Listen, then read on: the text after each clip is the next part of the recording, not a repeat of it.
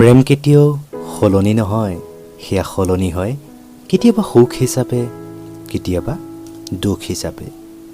ধুনীয়া বুলি কোনো বস্তু নাই, তুমি যিমানেই ভাল পাবা সিমানেই ধুনীয়া দেখিবা।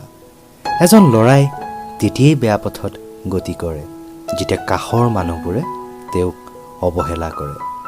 সম্পৰ্কত কান্দে সেইজনে যি সম্পৰ্কটো অন্তৰৰ পৰা অনুভৱ কৰে। যোৱাজনটো বহুদূৰ আগবাঢ়ি যায়, আমিহে অভিমানৰ নাম দি অপেক্ষা কৰি থাকোঁ। দূৰত্ব বাঢ়িছে যদিও মৰম ভালপোৱাবোৰ কমি যোৱা নাই।